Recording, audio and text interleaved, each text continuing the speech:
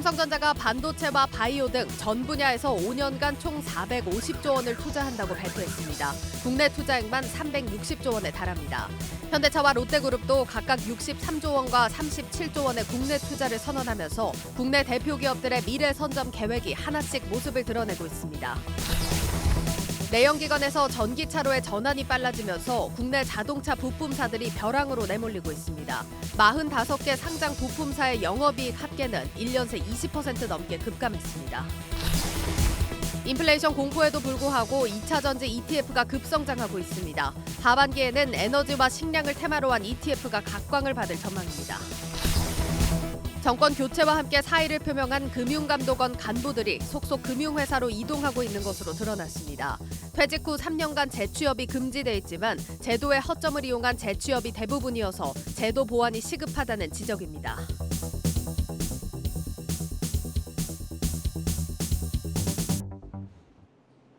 여러분 안녕하십니까? 5월 24일 뉴스플러스 시작합니다. 먼저 증시 상황부터 진단합니다. 증시 프리즘 배성재 기자와 함께합니다. 배 기자, 오늘 우리 증시 낙폭이 적지 않았습니다. 그렇습니다. 이제 코스피와 코스닥이 얼마나 많이 떨어졌는지를 살펴볼 텐데요. 예. 그래프 한번 띄워봐 주시죠. 네. 마이너스 1.57% 그리고 2.1%씩 각각 하락을 했습니다.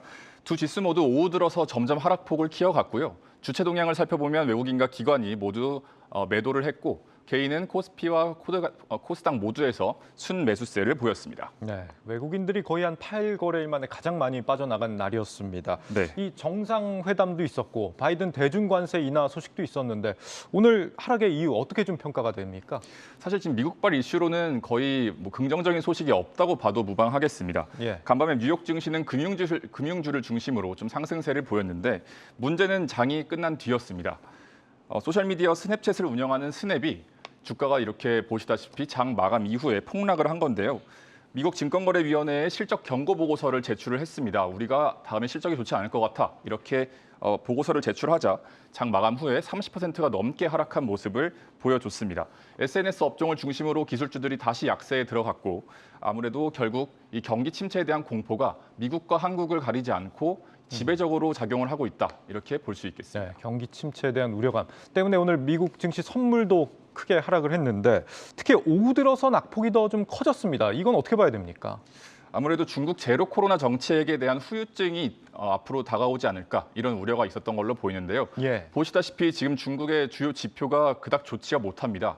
근데 그럼에도 불구하고 중국 정부가 상하이가 이제 우리 봉쇄 안 할 거야. 그리고 이제 코로나 환자 나오지 않아 이런 발표들을 계속해서 긍정적으로 내고 있기 때문에 네. 이거 지금 좀 걱정이 우려가 있지 않을까 이제 이런 어떤 시그널을 보고 대형 은행들이 잇따라서 어떤 경제 성장률에 대해서 지금 아래쪽으로 전망치를 하향 조정을 하고 있는 중이고요. 예. 다음 표 보여주시면 지난주에는 스탠다드 차타드나 골드만사스 그리고 시티은행이 이렇게 보시다시피 경제 성장률 전망치를 낮춰서 잡고 있는데 오늘 오후에 JP모건과 UBS에서 관련 자료를 냈는데 그거보다 훨씬 더 낮아졌습니다. 그러니까 예. 중국 정부의 목표치인 5%보다 훨씬 낮기 때문에 아무래도 지금 중국에도 저성장의 그림자가 드리웠다 이렇게 볼 수 있겠습니다. 오늘 관련해서 이제 중국 메모리 반도체 수요와 관련한 루머가 좀 있었습니다. 수요가 급감한다 그런 루머들이 좀 있었는데 증권가에서는 루머였다 이렇게 평가를 하고 있고 그렇습니다. 다만 이 미중 관계가 과연 이제 회복이 될 것이냐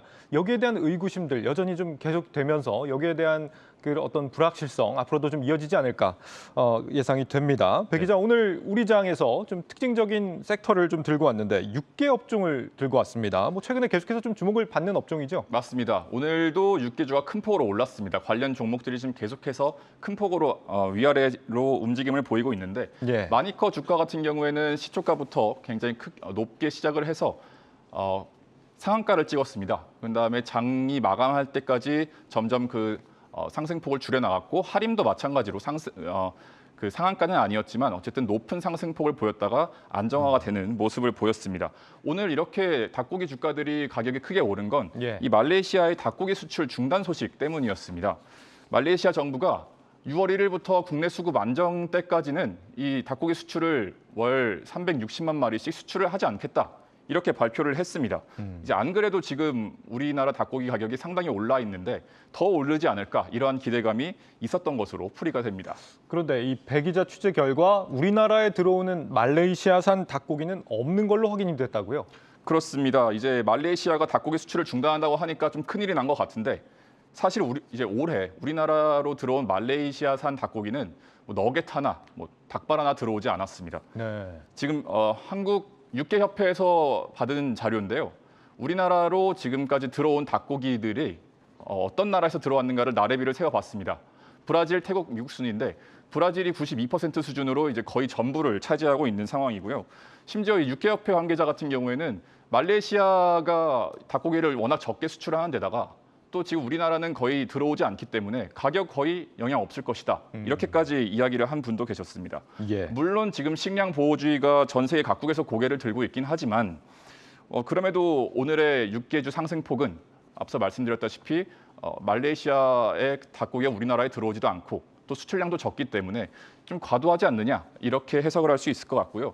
최근에 관련 주가들이 널뛰기를 하고 있는 만큼 이 관련주 투자에 좀 유의를 하셔야겠습니다. 네, 우리 장이 요즘에 이제 뉴스에 많이 흔들리는 장인 것 같은데 조금은 차분하게 좀 살펴보시는 것도 좋을 것 같습니다. 알겠습니다. 다음으로 주목해서 봐야 할 게 지금 일정이죠? 일정이 그렇습니다. 어떻습니까?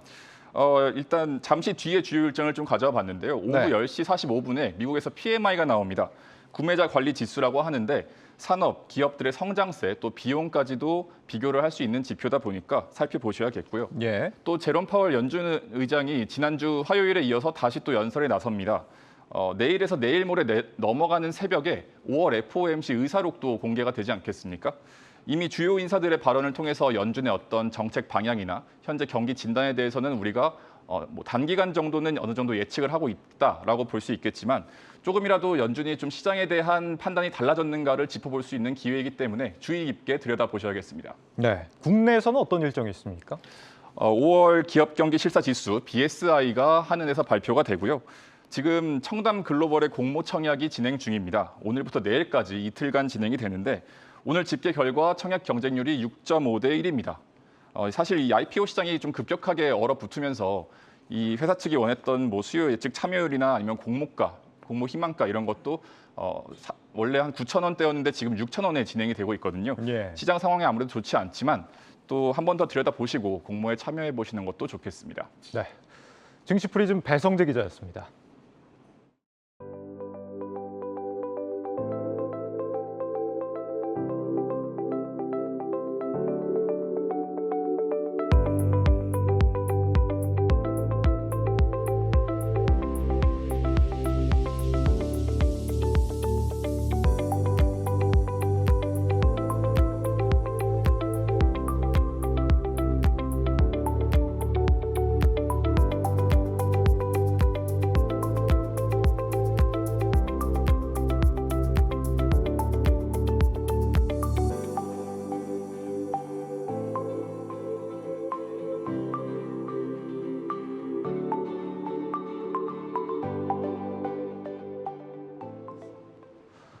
네, 국내 주요 대기업들이 오늘 대규모 투자 계획을 발표했습니다. 삼성과 현대차, 롯데에 이어 조만간 SK도 투자 계획을 발표할 예정이라고 합니다. 네, 먼저 이번 삼성의 투자 규모 5년간 450조 원에 달하는 어마어마한 규모입니다. 일자리 8만 개 창출도 약속을 했는데 자세하게 살펴보도록 하겠습니다. 이사한 산업부 정재훈 기자와 짚어보죠. 정 기자, 뭐 450조 원이면 거의 뭐 한 나라의 예산과 맞먹는 규모입니다. 그렇습니다. 이제 우리나라 올해 정부의 예산이 604조 원 정도입니다. 네. 그러니까 450조 물론 큰 차이는 있지만 그래도 어떤 버금가는 수준이라고 말은 할 수 있죠. 네. 삼성은 이제 구체적으로 이제 메모리와 이제 시스템 반도체, 비메모리 그리고 바이오, 5G와 6G 네트워크 그리고 인공지능 등의 이 450조 원을 앞으로 5년간 투자하겠다고 밝혔습니다. 예. 이제 구체적인 사업 부문별 얼마씩 투자할지는 이제 공개되지는 않았습니다. 다만 이제 지난해 발표한 투자 계획에서 171조 원을 이제 시스템 반도체에 투자를 하겠다고 밝혔거든요. 예. 이번 계획에도 그때 2030년까지 171조 원이었기 때문에 상당 부분 금액은 포함이 돼 있습니다. 예. 그러니까 어느 정도 중첩은 된다는 거죠. 그러니까 이 450조는 2022년부터 26년까지 앞으로 5년간의 삼성의 그룹의 총 투자 금액이라고 보시면 됩니다.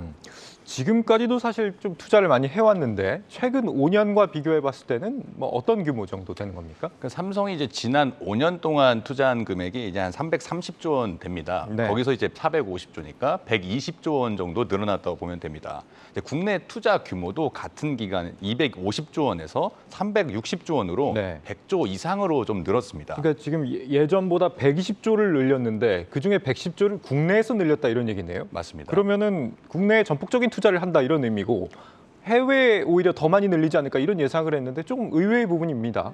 물론 이제 전체적인 투자 금액에서 국내 투자 금액이 좀 늘었습니다. 이런 네. 이유는 사실은 삼성도 마찬가지고 다른 대기업들, 현대자동차도 마찬가지고 국내에 이제 생산 기반을 많이 가지고 있습니다. 해외에 투자를 하게 되면 앞으로 장기적으로 5년, 10년간 저 장기적인 걸쳐서 생산을 하게 되는데 그렇게 되면 당장의 수익성을 확보할 수가 없습니다. 네. 반도체 같은 경우에 당장 제품을 만들어야 하거든요. 삼성전자 같은 경우에 지금 기흥과 화성, 평택 이렇게 대규모 생산 라인을 가지고 있는데 예. 당장 국내에 투자를 먼저 해야 하는 그런 상황인 거죠. 국내 투자를 늘리는 것이 오히려 경쟁력이 될 수도 있다 이런 의미고요. 이번 투자의 핵심은 역시 반도체 쪽이겠죠. 그렇습니다. 사실 삼성이 메모리 반도체에서는 압도적으로 이제 세계 시장 점유율 1위를 기록하고 있잖아요. 그런데 이번에서 나온 자료를 보니까 세계 최초는 삼성이라는 이런 타이틀 자체가 메모리에서도 좀 균열이 발생할 정도로 삼성전자 내부에서도 위기의식을 가지고 있는 게 좀 느껴졌습니다. 예. 아직까지 이제 D램과 낸드 플래시 메모리 반도체 1위를 지키고 있지만 후발주자인 중국 업체들의 추격이 그만큼 거세다는 거죠. 그리고 이제 또 후발주자로서 메모리 반도체에서는 선도업체지만 후발주자로서 시스템 반도체에서는 강자들을 이제 추격해야 하는 입장이거든요. 사실 기술력에서 아직까지 삼성이 이들 지금 표에 나오는 저런 기업들에 비해서는 밀리기 때문에 네. 얼른 기술 격차를 따라잡아서 이 시스템 반도체도 우리가 세계 1위까지 나서겠다 이런 계획을 가지고 있는 거라고 좀 보면 됩니다. 예. 그리고 또 하나가 이제 재밌는 게 이제 최근에 많이 보도도 됐던 파운드리 분야에서 TSMC와의 경쟁에서도 사실 지금 상반기 안에 삼성전자가 3나노 반도체를 양산하겠다고 계획을 밝힌 상태고 TSMC는 이것보다 조금 뒤에 양산을 할 계획이거든요. 그렇기 때문에 이런 기술력에서도 파운드리에서도 삼성이 좀 더 앞서 나가겠다는 그런 방침을 가지고 있다고 보면 됩니다. 이 밖에 이제 네트워크, 6G 아직까지 이제 연구 개발이 선행되지 않았던 6G 네트워크 분야도 강화하고 또 7개 글로벌 센터를 가지고 있는 인공지능 쪽도 연구 개발 부분을 선점하겠다 이런 계획이라고 볼 수 있겠습니다. 알겠습니다. 자, 그리고 여기에 더해서 삼성이 제2의 반도체로 바이오를 꼽고 있는 상황입니다. 바이오 쪽에도 이번에 투자가 많이 들어갈 걸로 보이죠? 그렇습니다. 이제 삼성 그룹 차원에서는 10년 전부터 이제 바이오를 제2의 반도체 신화로 이제 육성하겠다 그런 계획을 밝혔습니다. 네. 그래서 2011년도에 이제 삼성 바이오로직스의 송도 공장이 지금 건설이 돼서 10년 만에 매출 1조 원을 좀 갓 넘긴 그런 상태거든요. 특히 이제 지난해에 모더나 mRNA 백신을 이제 위탁 생산을 하게 되면서 삼성 바이오로직스가 크게 주목을 한번 받았었잖아요. 네. 이처럼 이제 삼성 바이오로직스를 토대로 CDMO, 그러니까 위탁 개발 생산과 CMO, 위탁 생산을 더 공격적으로 투자해서 대규모 생산 라인을 갖추겠다는 것으로 이제 볼 수가 있습니다. 특히 이제 올해 말에 이제 부분 가동에 들어가는 송도 4공장을 비롯해서 지금 올해 2분기에도 송도 그 부지에 5공장을 지금 착공을 하려고 준비를 하고 있습니다. 또 6공장까지 늘려서 이 생산 역량에서는 삼성 바이오로직스가 어떤 초격차를 유지할 수 있도록 그렇게 투자를 지금 마련한 상태고요. 예. 또 이제 완전 자회사로 편입한 삼성 바이오에피스, 여기는 이제 바이오시밀러를 만드는 그런 회사라고 보면 되는데 예. 삼성 바이오에피스의 바이오시밀러 주요 이제 임상 파이프라인들을 늘려서 좀 더 생산의 어떤 역량들을 좀 더 만들어가는 그런 기반을 닦아가는 과정이라고 보면 되겠습니다. 알겠습니다. 자, 이런 과정에서 일자리 8만 개를 창출하겠다 이런 약속도 같이 나왔습니다. 이거는 얼마나 되는 규모입니까? 삼성이 이번 말씀하신 것처럼 향후 5년 동안 이제 8만 명의 신규 채용을 하겠다고 밝혔습니다. 예. 그래서 제가 이제 지난해 사업 보고서를 한번 살펴봤는데 삼성전자의 전체 임직원 수가 현재 지난해 말 기준으로 11만 3천 명입니다. 그러니까 이제 삼성전자급에 달하는 어떤 규모를 앞으로 5년 동안 채용하겠다는 말로 풀이를 할 수 있는데 그만큼 이제 우리나라 경제적으로 보면 고용 유발 효과를 많이 누리겠다는 것으로 이제 해석을 할 수 있겠습니다. 삼성전자가 지난 2018년도에 향후 이제 3년 동안 4만 명을 채용하겠다고 밝힌 적이 있는데 이것은 초과 달성했다고 회사 측에서 스스로 밝히고 있습니다. 네.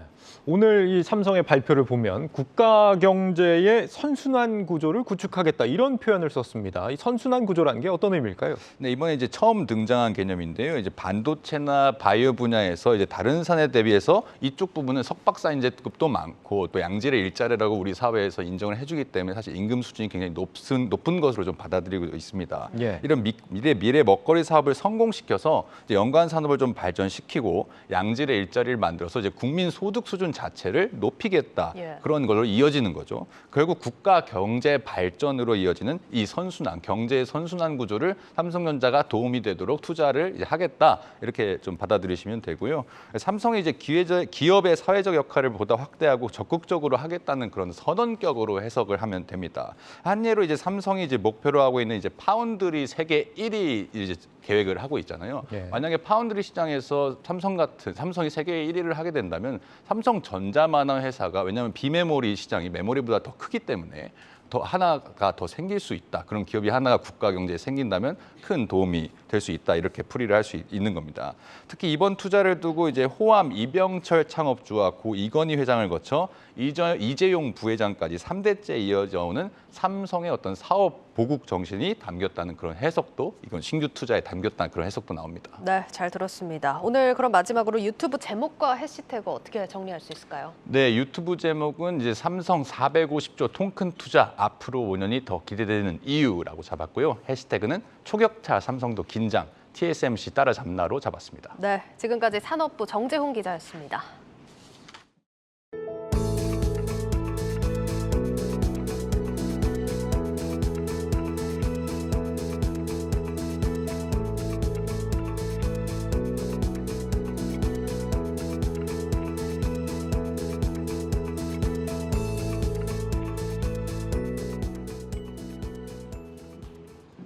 네, 삼성에 이어 현대차그룹도 오늘 대규모 투자 계획을 내놨습니다. 네, 총 63조 원을 투자하기로 했는데 이 중에 절반 이상을 기존 내연기관 사업에 투자하기로 했다는 점이 주목을 받고 있습니다. 먼저 강미선 기자의 리포트 보시고 돌아오겠습니다.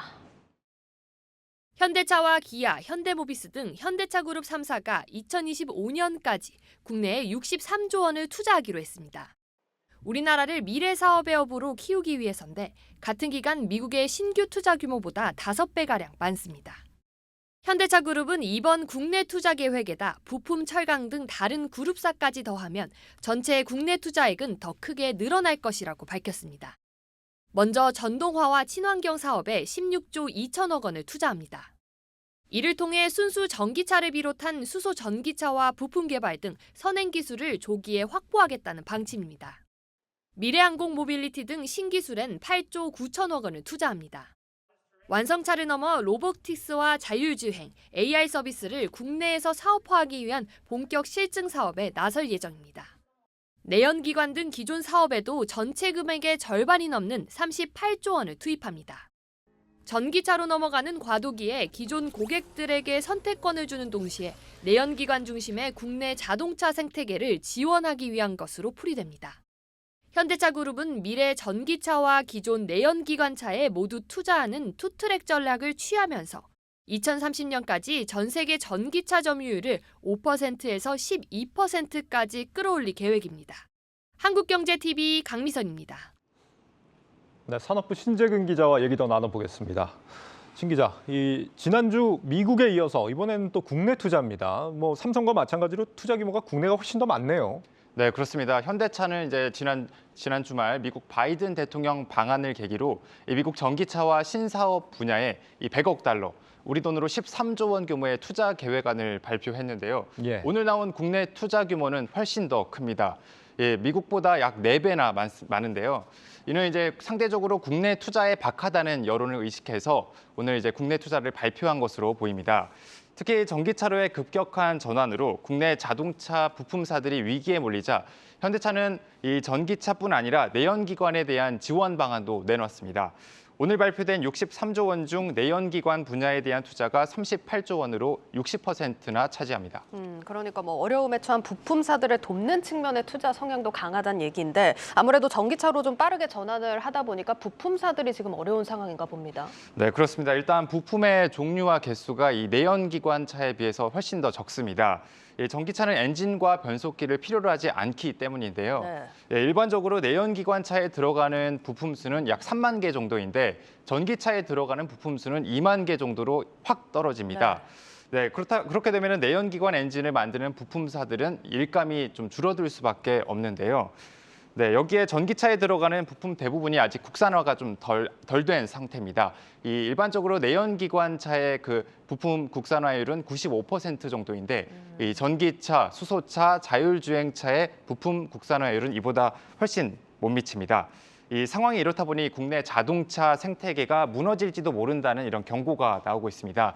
네, 이달 초 이 자동차 산업 인적자원개발위원회에서 낸 자료가 하나 있는데요.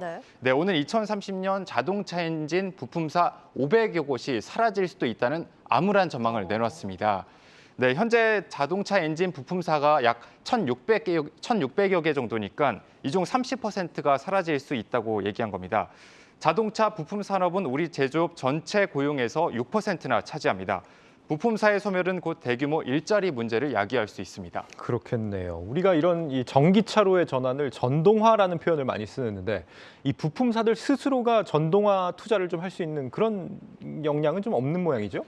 네, 일단 대다수 우리 부품사들의 영업이익률이 1에서 2%대에 머무르고 있기 때문에 이 부품사들이 자체적으로 이 연구개발 투자나 M&A를 하기는 좀 어려운 게 현실입니다.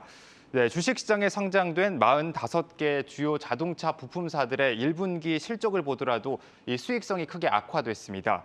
1분기 합산 영업이익은 2,770억 원으로 지난해보다 22%나 떨어졌습니다. 그리고 영업이익률은 직전 4.1%에서 올해 3%로 급감했습니다.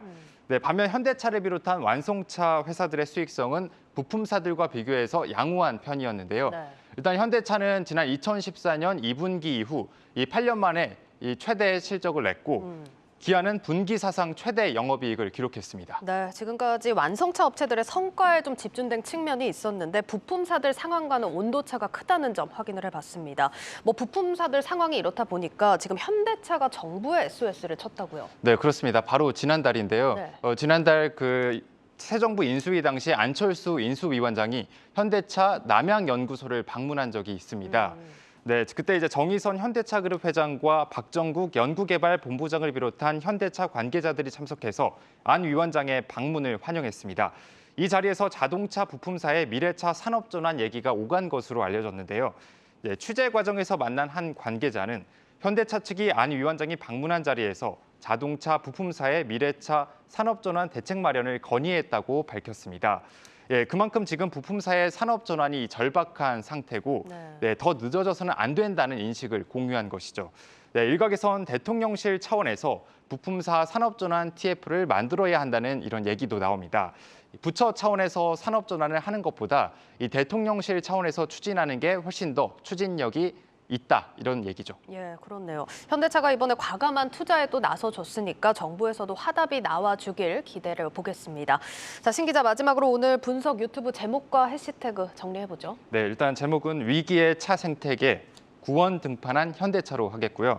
그다음에 해시태그는 자동차 부품사 현대차 상생으로 하겠습니다. 네, 잘 들었습니다. 산업부 신재근 기자였습니다.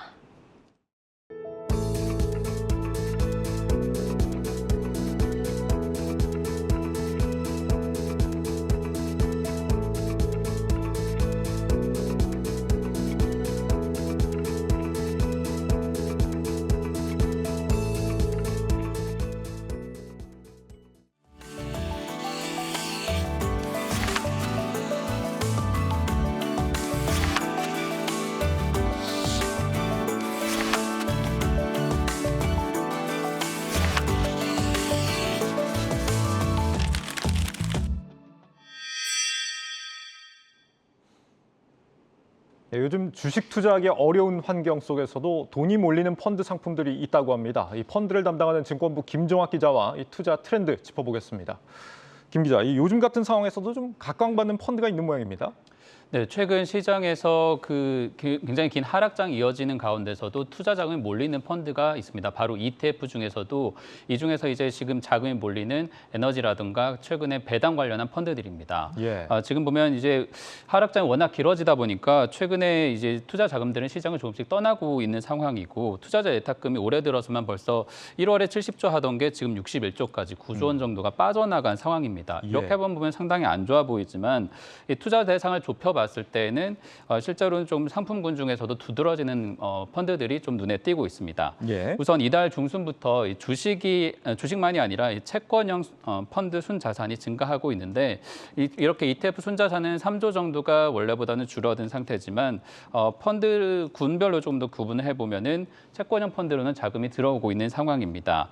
채권 금리 상승이 완만해질 것으로 기대가 되면서 큰 손들의 자금들이 이미 서서히 이동하고 있다 이렇게 지금 판단이 되고 있는 상황인데요. 예. 또 다른 하나는 이 상장지수 펀드 가운데에서도 이 하락장을 타지 않았던 펀드들이 또 있습니다. 바로 탄소 배출권, 그리고 금, 고배당주, 리츠, 저변동성 ETF 이런 상품들인데 네. 지금 이건 이렇게 5가지 상품군들의 테마가 지금 투자자들의 관심을 받고 있습니다. 채권형 펀드와 ETF, 지금 예. 시장 변동성을 좀 덜 타는 쪽으로 옮겨간다. 이런 얘기는 우리가 이미 시장에 잘 알려져서 알고 있는 예. 얘기인데 실제 좀 수익성도 괜찮게 나오고 있습니까? 네, 이 관련한 상품들이 최근에 하락장에도 변동성을 타지 않고 수익을 내기 때문에 주목을 받고 있는 겁니다. 네. 지금 보면 안전자산으로 대표적인 금 같은 경우를 예를 들 수가 있겠는데 금 선물 레버리지를 ETF로 투자했을 경우에 6개월 수익률을 비교해 보면 지금 예시로 보는 이 킨덱스 골드 선물 레버리지 같은 경우에는 최근에 상승폭이 상당히 컸었기 때문에 네. 이 기간 동안 주식은 많이 하락했음에도 2% 정도의 수익을 보전했다 이렇게 지금 선방했네요. 집계가 되고 있는 상황이고요. 그리고 올해 ETF 전체적으로 6개월 단위로 수익을 끊어서 또 비교를 해보면 이 중에서도 꽤 인상적인 숫자를 내는 상품들이 눈에 띄고 있습니다. 예. 대표적인 게 유럽 탄소 배출권 가격 상승에 따라서 여기에 베팅했었던 상품들인데 가장 이제 수익률이 높은 상품들은 아무래도 에너지 원유 가격 상승에 수혜를 입었었던 WTI 원유 선물이고 그 밑에 보면 이 솔 유럽 탄소 배출권 선물, 코덱스 유럽 탄소 배출권 선물이 10% 안팎, 그리고 달러 가격 상승에 또 수혜를 입었었던 코세프 미국 달러 선물이나 이 관련 비슷한 상품들이 6%, 그리고 달러를 레버리지로 썼으면 12% 정도 상당히 최근 하락장을 비껴간 상품군들이 눈에 띄고 있습니다. 그렇군요. 주식하고 좀 멀리 떨어진 상품들이 괜찮은 성적들을 내고 있는 걸로 보입니다. 네. 그런데 우리가 이 정보를 전할 때쯤이면 또 너무 좀 늦어버리는 거 아닌가 시기가 이런 좀 걱정도 되는데 하반기에도 이런 테마가 계속 유의미하다라고 볼 수 있을까요? 최근에 시장 상황에 가장 영향을 주는 게 아무래도 인플레이션, 전쟁 이런 이슈들인데 지금 주식시장에서 어떤 평가들을 들어보면은 이런 변동성이 하반기까지 그래도 영향을 줄 수 있다. 지금 관점에서는 좀 접근해 볼 만한 투자 방법이다라고 얘기를 하고 있고요. 예. 특히나 이제 테마를 조금 더 좁혀보면 기후 위기로 중요도가 커진 이 친환경 에너지, 탄소 배출이 적은 원전 개발이나 또 미국 ETF로 눈을 조금 더 돌려보면 우라늄 채굴 관련 테마 같은 경우에는 내년까지도 좀 주목해볼 만하다 이렇게 얘기를 하고 있습니다. 탄소 배출권 같은 경우에는 뭐 원자재처럼 보관을 하는 그런 비용도 들지 않고 거래 비용도 낮은 데다가 또 유럽 내에서 지금 가격 상승이 계속되고 있기 때문에 앞서 보신 것처럼 이런 정도의 수익률을 유지할 수 있는 면에서 상당히 또 이제 가치가 있다 이렇게 평가가 되고 있습니다. 그렇군요. 에너지 가격들이 상승하는 과정에서 이 정책 대응 이런 부분들을 생각한다라고 하면은 원전이라던가 조금 이제 메가 트렌드 관점에서는 뭐 친환경 ETF들도 좀 살펴볼 수 있는 ETF들이 아닌가라고 보고. 네, 이런 친환경 테마 중에서 요즘 특히 주목을 받는 게 2차 전지 ETF입니다. 그런데 이 같은 2차 전지 ETF라도 담고 있는 종목들은 좀 더 꼼꼼하게 들여다보시는 게 좋겠습니다. 당분간은 완성 배터리 업체보다는 소재 업체를 많이 담은 ETF가 괜찮을 거라는 전망이 나오고 있습니다. 지수희 기자 리포트 보시고 이어가겠습니다. 국내 대표 2차 전지 ETF로는 코덱스 2차 전지 산업과 타이거 2차 전지 테마가 꼽힙니다. 두 ETF에만 3조 원 가까운 자금이 몰려 있습니다. 지난해 2만 원대 중반까지 올랐던 이 ETF는 올해 초 LG엔솔 상장으로 LG화학을 편출하고 LG엔솔은 편입하는 과정에서 진통을 겪으면서 아직까지 전고점을 회복하지 못하고 있습니다. 그런데 한미 정상회담 이후 반도체와 배터리 개발에 한미가 협력 체계를 구축한다는 기대감에 최근 배터리주에 훈풍이 불고 있습니다. 특히 배터리 완성업체 비중이 높은 삼성자산운용의 상품보다는 미래에셋자산운용의 펀드가 상대적으로 높은 수익률을 기록했습니다. 또 지난달 상장한 KB자산운용의 2차전지 ETF도 LNF의 비중이 10%에 달하면서 이달 5% 넘는 강세를 보였습니다. 이는 배터리 양극재 업체인 LNF가 최근 연일 신고가를 경신하면서 배터리 소재 기업의 비중이 높은 ETF를 중심으로 두각을 나타내고 있는 것으로 풀이됩니다. 증권사들은 LNF의 목표 주가를 최고 43만 원까지 높여 잡고 있어 당분간 배터리 완성품 업체보다는 소재 업체들의 상승세가 이어질 것으로 보입니다. 한국의 소재 회사들은 좀 프리미엄 소재들을 좀 많이 만들고 있거든요. 그래서 전체 배터리 그 물량, 그러니까 큐가 조금 줄어드는 측면이 있어도 그 안에서 로우엔드보다 하이엔드 전기차 수요가 좀 강세를 보이고 그쪽 하이엔드 비중이 계속 확대되면서 한국 회사들이 만들고 있는 그 프리미엄 소재 수요는 조금 그나마 견조한 상황이라 지금 현 시점에서는 소재 회사가 더 좋게 보고 있습니다. 배터리 완성품 업체의 경우 2분기까지 유럽 공급망 차질로 타격을 받겠지만 하반기부터는 연말 탄소 배출 한도를 조절하기 위해 전기차 수요가 늘면서 반등 모멘텀을 기대해 볼 수 있습니다. 한국경제TV 지수입니다. 네, 2차 전지 ETF에 대한 기대감을 들어봤습니다. 우리가 좀 투자 환경이 계속 변하기 때문에 뭐 이렇게 또 다른 투자 전략들을 좀 찾아보고 하는 거겠지만 투자 환경이라는 게 또 언제든 바뀔 수 있기 때문에 이 모든 자산을 대체 투자에다가 옮겨놓는 건 또 적절하지 않은 것 같습니다. 어떤 전략을 좀 세워야 될까요? 네, 말씀하신 것처럼 지금 유행하고 수익이 말씀드린 것처럼 올랐었던 상품군이라 하더라도 앞으로 계속 수익이 오르느냐 아무도 장담하지 못합니다. 참고할 만한 사례가 대표적인 게 바로 메타버스 ETF 관련했던 상품들인데 지난해까지 대단히 유행을 타면서 관련 상품 국내 메타버스, 해외 메타버스 ETF가 우후죽순 나왔지만 최근 수익률이 마이너스 30% 이상 손실 구간에 접어들면서 상당히 특정 트렌드에 집중해서 투자했던 것이 얼마나 위험한지 불리한 전략인지 보여주고 있습니다. 이 가격 조정을 받고 있는 현재 시점에서 이러한 성장주를 좀 비중을 줄여야 한다라는 의견들이 나오고 있고 또 변동성을 낮추는 배분을 고려해야 한다는 조언들인데 이 부분은 전문가 이야기를 통해서 들어보겠습니다. 본인의 포트폴리오가 100이라고 가정했을 때 333의 법칙인 거죠. 성장주에 대한 포트폴리오 3 가져가시고 이제 인플레이션에 직접적인 수혜를 입을 수 있는 고배당을 비롯한 이런 인플레이션 자산들을 30% 가져가시고 나머지는 변동성을 좀 낮출 수 있는 저변동성 상품들을 가져가심으로써 나머지 이의 경우에는 현금성으로 좀 가지고 가시는 거를 저희가 추천드리고 있습니다. 네, 이렇게 자산 배분을 할 때 고려할 투자 자산 중에 또 최근에 주목을 받고 있는 게 바로 국고채, 채권형 상품들입니다. 그러니까 ETF 같은 경우에도 채권형에 주목을 해서 채권 금리가 좀 안정되는 식의 자금을 좀 끌어모으려는 수요가 나타나고 있고요. 아무래도 마땅한 투자처가 지금 거의 보이지 않고 있는 불확실한 환경이기 때문에 당분간 전통적인 주식 외에 자산에서 조금 더 변동성을 줄이려는 그런 투자 수요가 계속해서 이어질 것으로 예상이 됩니다. 네, 여기까지 듣죠. 증권부 김종학 기자였습니다.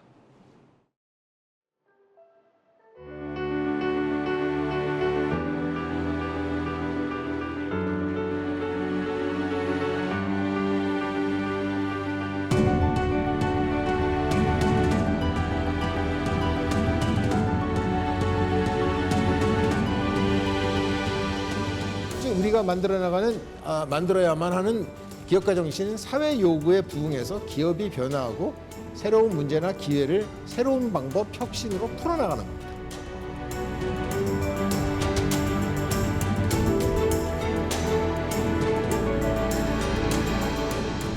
기업의 목적은 무엇인가 하는 질문이 나올 수 있습니다. 기업을 둘러싼 모든 이해관계자들을 소중히 여기며 기업의 역할을 사회 가치 증진까지 확장하는 신기업가 정신이야말로 바로 그 질문에 대한 답이 될 수 있다고 생각합니다.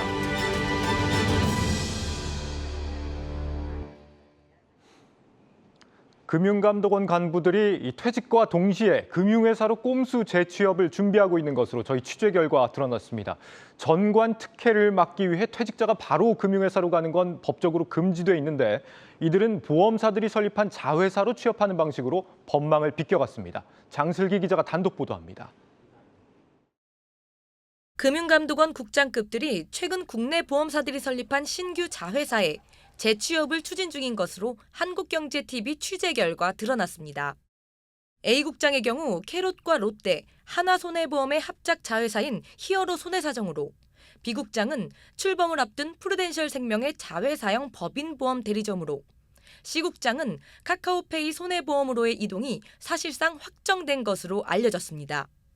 공직자윤리법에 따르면 금감원 2급 이상 퇴직자들은 퇴직 전 5년 동안 맡았던 업무와 이해관계가 있는 곳에는 3년간 취업할 수 없다고 규정돼 있습니다. 금융사들의 감독기관인 만큼 이해관계가 있는 피감독기관으로의 재취업이 공정성에 어긋난다는 이유에서입니다. 그러나 공직자윤리법에서 취업 제한 대상 기업은 연간 외형 거래액이 일정 규모 이상인 사기업으로 규정돼 있습니다. 때문에 연간 외형 거래액이 없는, 즉 설립 1년이 되지 않은 신규 금융사의 경우에는 취업 제한 대상에서 빠져 있어 금감원 퇴직자들의 이직이 가능한 겁니다. 특히 최근에는 국내 보험사들이 상품 제조와 판매를 분리하는 재판 분리의 속도를 내면서 자회사 설립이 늘고 있는 만큼 금감원 퇴직자들의 금융사 재취업 가능성이 높아졌습니다. 이번에 금감원 국장들이 이동한 손해사정사와 보험대리점, 카카오페이 손해보험의 경우에도 금감원의 피감독기관이긴 하지만 올해 출범한 신규 회사인 만큼 취업 제한의 사각지대인 셈입니다. 실제 부처별 퇴직 공직자 취업심사 현황에 따르면 지난 6년간 금감원 심사 대상자 111명 중 무려 75명이 민간금융사 관련 기업에 재취업한 것으로 나타났습니다. 신규 회사라고 해서 여해 조항을 둔 취지에 반하는 거죠. 보험회사, 금융회사잖아요. 자회사라 하더라도 허술한 사각지대라고 보여져요. 그 사람이 가가지고 자회사만 대관을 하겠냐는 거죠. 매년 끊임없이 지적되고 있는 금융당국 전관 예우 논란. 전관의 영향력을 원하는 금융사와 고액 보수를 원하는 전관의 이해관계가 맞아떨어진 결과가 금융사 감독의 구멍으로 이어질 수 있다는 지적입니다. 한국경제TV 장슬기입니다. 인터넷 전문은행 토스뱅크의 1분기 중저신용자 대출 공급액이 업계 선두인 카카오뱅크를 넘어섰습니다. 이런 공격적인 성장의 비결은 독자적인 신용평가 모델에 있었습니다. 전민정 기자입니다. 대출 규제가 강화되고 자산 시장이 냉각되면서 그 수요가 꾸준히 늘고 있는 중저신용자 대출. 이러한 중저신용자 대출을 책임지는 인터넷 전문은행 업계의 막내인 토스뱅크가 출범 7개월 만에 업계 1위 카카오뱅크를 위협하고 있습니다. 올 1분기 토스뱅크의 중저신용자 대출 신규 공급액 규모는 6,300억 원. 같은 기간 카카오뱅크는 6,250억, K뱅크는 4,234억 원을 기록했습니다. 업계 1위 카카오뱅크의 신규 대출액을 근소한 차이지만 따라잡았고 맏형 격인 K뱅크와는 격차를 크게 벌렸습니다. 4월 말까지로 따져보면 성장세는 더 가파릅니다. 이 기간 토스뱅크의 중저신용자 대출 공급액은 8,300억 원으로 한 달 새 2천억 원이나 늘었습니다. 전체 대출 중 중저신용자 대출 비중도 30%로 인터넷 은행 3곳 중 가장 높습니다.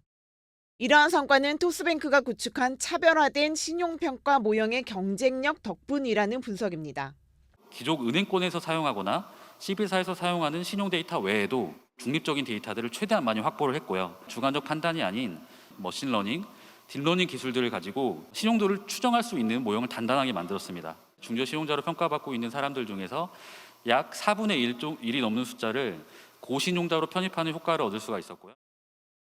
인터넷 은행 중 가장 먼저 자영업자를 대상으로 한 개인 사업자 대출에 뛰어든 점도 중저신용자 대출 시장 선점에 한몫을 했습니다. 토스뱅크가 지난 2월 내놓은 사장님 대출은 출시 석 달 만에 4천억 원을 돌파했는데 이 중 중저신용자 대출 비중이 40%에 달합니다. 다만 중저신용자 대출 비중 확대로 고신용자 대출이 줄면서 자산 건전성이 악화될 수 있다는 점은 부담입니다. 자체 신용평가 모형이 금융당국의 검토를 거쳤다 하더라도 대안 신용평가 방식인 만큼 선제적인 자본 확충을 통해 중저신용자 대출의 잠재적 부실에 대비해야 한다는 지적이 나옵니다.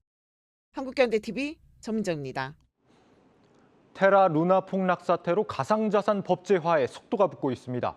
당정뿐 아니라 거래소들도 처방전 마련에 집중하고 있는데 시장에 대한 신뢰가 다시 회복될 수 있을지 기대감이 높습니다. 이민재 기자입니다.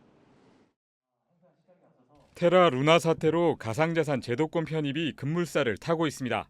소비자와 금융시장 안정성에 영향을 미치는 새로운 디지털 자산에 대한 규율 방안도 적극 검토하겠습니다.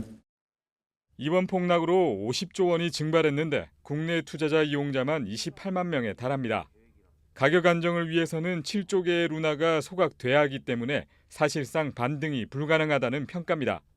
정말 굉장히 위험한 상황, 즉 투자자들의 피해와 함께 이제 시장이 완전히 교란될 수 있고. 전문가들은 루나 사태 외에도 보완해야 할 것이 많다고 강조합니다. 지난 2017년 이후 국내 가상자산 거래소에서 상장된 코인 중 상장 폐지된 코인은 541개, 피해액만 1조 원에 달합니다.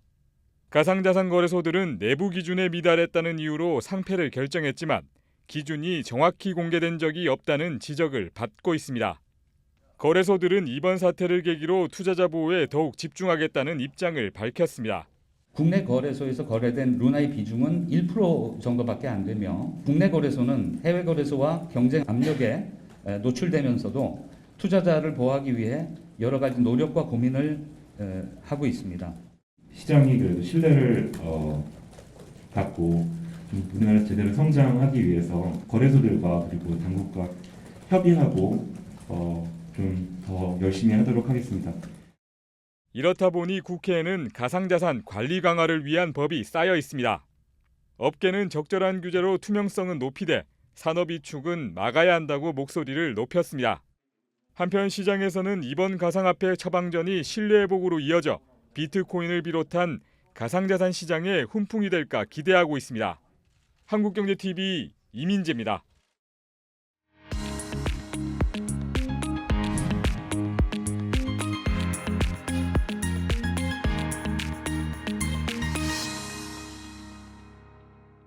네, 기업앤 이슈 시간입니다. 이 테라 루나 폭락 사태 가상자산 시장뿐만 아니라 국내 게임사들도 영향이 미치고 있다고 합니다. 어떤 상황인지 IT바이오부 정호진 기자와 함께 자세히 들여다보겠습니다.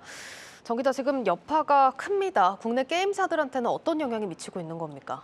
네, 흔히 코인을 투자나 거래 대상으로만 생각하실 수 있는데 그게 또 아니거든요. 네. 그래서 앞서 기사에서도 보셨겠지만 이 테라 코인의 기반이 되는 블록체인 네트워크 메인넷이라고 하는데요. 네. 여기에는 거래소부터 NFT, 디파이, 게임 이렇게 다양한 프로젝트들이 개발돼서 운영됐습니다. 근데 여기에 국내 게임사 가운데 컴투스가 발행했던 이 C2X도 이 테라를 기반으로 만들어졌습니다. 그래서 컴투스는 최근 게임업계의 핫 이슈죠. 돈 버는 게임인 P2E 사업에 진출하면서 글로벌 시장을 목표로 했기 때문에 테라 메인넷을 선택했다. 이렇게 설명했는데요. 예. 그런데 이번 테라 사태로 상황이 급변했습니다. 쉽게 설명드리자면 테라라는 백화점에 다양한 업체들이 입점해서 장사를 하고 있었는데 네. 근데 이 잘 나가던 백화점이 하루아침에 망한 셈인 거죠. 그렇다 보니까 새로 컴투스도 장사를 하기 위해서는 새로운 백화점을 찾아 나서야 하는 상황이 된 겁니다. 그런 상황이군요. 일단 대안으로 다양한 곳들이 언급이 되고 있는데 그중 하나가 클레이튼입니다. 카카오 코인으로도 유명하더라고요. 네, 맞습니다. 이 클레이튼이 카카오의 블록체인 자회사 크러스트가 발행했기 때문인데요. 네네. 카카오가 신사업 중 하나로 블록체인을 항상 얘기하고 있는데 이 블록체인의 인프라를 구축하는 게 바로 이 클레이튼입니다. 이미 클레이튼은 SK나 LG U+ 이런 국내 기업들의 NFT를 발행하는 등 다양한 프로젝트들을 진행하고 있고 또 특히 국내 게임사인 넷마블, 위메이드, 네오위즈 이런 게임사들의 게임 코인도 모두 클레이튼을 기반으로 만들어졌습니다.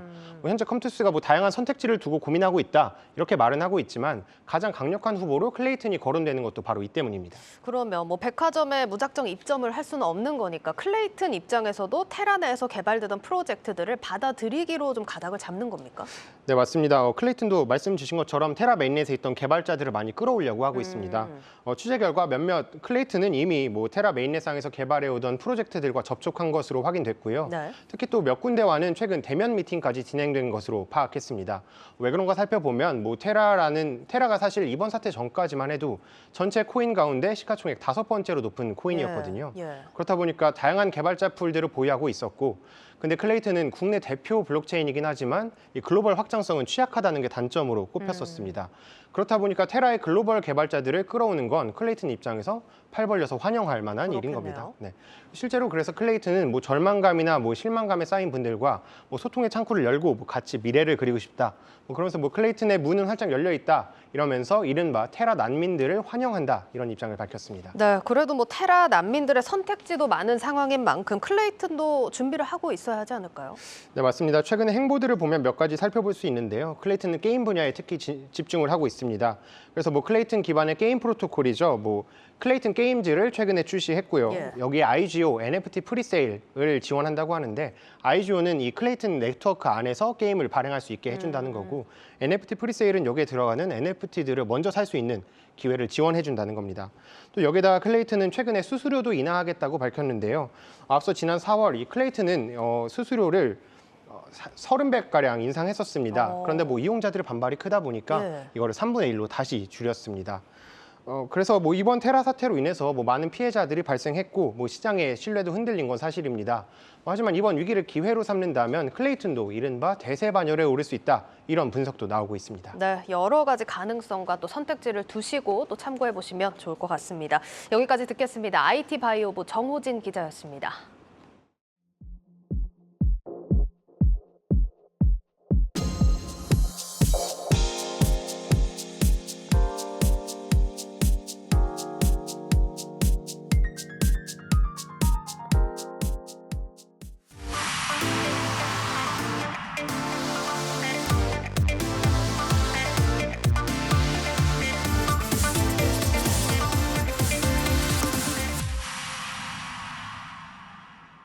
네, 고 웨스트 글로벌 콘텐츠부 오민지 기자와 함께하도록 하겠습니다. 오 기자, 오늘은 어떤 소식 전해주십니까? 네, 지난밤에 좀 오랜만에 반갑게 뉴욕 증시가 반등세를 보여줬습니다. 맞습니다. 네, 바이든 대통령이 대중국 보복 관세 인하를 검토하고 있다는 소식이 전해지기도 했고요.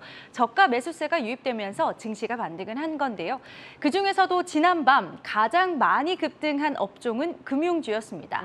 이 S&P 500의 업종별 상승률을 보시면 금융주가 3.2% 상승하면서 가장 많이 올랐습니다. 그 뒤를 에너지, 또 IT, 필수 소비재, 소재와 통신 등이 뒤를 이었습니다. 금융주 중에서는 그럼 어떤 기업들이 특히 강세를 나타냈습니까? 네, 좀 세부적으로 접근을 해보겠습니다. 이날 어떤 기업이 많이 올랐는지 보니까요. JP 모간이 이날만 6.2% 올랐습니다. 네. 지난 1월에 500억 달러로 예상했던 올해의 순이자 이익 규모를 이 회사 CEO가 560억 달러로 상향 조정을 한 겁니다. 그러면서 투자자들의 기대감이 높아진 영향이었는데요. 이 같은 기대감이 다른 은행주로도 올라가면서 뱅크 오브 아메리카가 5.9%, 웰스파고가 5.2%, 모간 스탠리가 3.7% 오르면서 장을 마쳤습니다. 올 들어 은행이나 보험주에 대한 투자 심리는 점차 개선되고 있는 모습입니다. 금융주가 인플레이션 해지 수단이라는 투자자들의 인식이 배경에 있다. 이런 게 전문가들의 분석입니다. 네, 지금 뭐 금융주 환경도 좀 금융주에는 우호적인 상황이 있고 실적 전망도 그렇고 성과도 좋은 상황입니다. 그래서인지 워렌 버핏도 금융주를 사들이고 있다면서요? 예, 맞습니다. 이 미국의 투자 전문지인 배런스에 따르면요, 이 워런 버핏의 버크셔 해서웨이가 올해 1분기 동안 금융주를 100억 달러, 우리 돈으로 12조 6천억 원이 넘는 규모로 매입을 했다고 합니다. 네. 기존에 보유하고 있던 통신회사 버라이즌 커뮤니케이션의 주식을 매각하고요. 금융주로 눈을 돌린 건데요. 버크셔 해서웨이가 1분기 동안 가장 많이 사들인 종목, 이 시티그룹이었다고 합니다. 1분기 동안 시티그룹의 주식만 30억 달러 가까이 사들인 겁니다. 이 공시에 따르면 또 다른 미국 은행 지주사인 엘리 파이낸셜 주식도 3,900만 달러 매입을 했는데요. 사실 지난 2020년과 21년에는 이 버크셔가 JP 모간, 또 골드만삭스 등 이 금융주들의 비중을 좀 줄여왔거든요. 이런 점에서는 좀 정반대의 행보를 보였다고 볼 수 있겠습니다. 그만큼 가능성에 대해서 좀 확신을 하고 있다 이런 생각이 드는데 일단 월가에서 금융주 투자의 긍정적인 이유로 보는 게 금리 인상 시기라는 겁니다. 이게 네. 어떤 식으로 영향을 준다는 겁니까? 우선 은행의 경우는 금리가 인상할 때 순이자 마진을 높일 수 있다라는 강점이 있습니다. 네. 이 매트릭스 에셋 어드바이저스의 사장이자 최고 투자 책임자인 투자자인 데이비드 캐츠는요. 특히 은행주를 매우 선호하고 있다라면서 금융주 투자를 언급을 했는데요. 은행이 대출 고객을 대상으로 받는 이 이자 그리고 예금 이용자들에게 주는 이자 사이의 그 간격, 그 마진을 오롯이 수혜로 누릴 수 있다라는 겁니다. 그런데 지금 일단 금리 인상 기조는 물론 계속 이어지겠지만 동시에 나오는 게 경기 침체에 대한 우려입니다. 이 부분은 영향이 없을까요? 네, 물론 있습니다. 이 경기 침체 우려감이 사실 이 은행주들의 발목을 잡아왔었는데요. 네. SPDR S&P 은행 ETF의 주가 추이를 한번 보시면요. 올 들어 15% 넘게 하락을 했습니다. 이 데이비드 캐츠도 미국의 이 잠재적인 경기 침체 우려감, 이 투자자들의 투자 심리를 악화시켰다 이렇게 말하고 있는데요. 다만 이 경기 침체 우려감으로 은행주에 대해서 과도하게 공포를 가지는 것이 금리 인상기에 누릴 수 있는 은행주 수혜를 놓칠 수도 있게 만들 것이다 이렇게 이야기를 했습니다. 네. 특히나 월가에서는 이런 금융주가 아시아 시장에서는 더 유효한 전략일 수 있다 이렇게 조언을 하고 있습니다. 아시아에서 더 유효한 전략이다. 이게 뭐 어떤 이유 때문입니까? 네, 현재 금리는 오르고 있고요. 경기 침체 우려감도 여전합니다. 네. 역시나 또 달러 강세 상황으로 이 삼중고 상황인데요. 전반적으로 증시가 어려운 상황에서 이 골드만삭스의 은행 아시아 전략가들은요. 이 시장이 삼중고 상황인 만큼 아시아에서는 금융주 수혜를 더 기대해 봐야 한다라고 분석을 했습니다. 이 시장의 변동성이 까다로운 상황에서 투자 수익률을 그나마 낼 수 있는 곳이 바로 이 금융주다라는 겁니다. 앞서 언급됐던 것처럼 순이자 마진이 개선될 수 있고요. 또 역사적으로 금리 인상과 금융주의 주가는 비례해 왔다는 분석 때문입니다. 그러면서 한국에서는 KB금융을 매수 등급으로 추천했고요. 이 밖에 내셔널 호주은행 또 인도네시아의 은행, 또 중국의 홍콩은행까지 언급을 했습니다. 실제로 외국인 투자자들이 우리 국내 증시에서 금융주 투자를 많이 늘리고 있다는 소식도 전해지고 있습니다. 이 국내외 증시가 불안정한 상황에서 금융주가 하나의 실마리가 될 수 있을지 살펴보시는 것도 좋을 것 같습니다. 네, 간밤 좋은 성과를 낸 금융주에 대한 월가 분석까지 살펴봤습니다. 고웨스트 오민지 기자였습니다.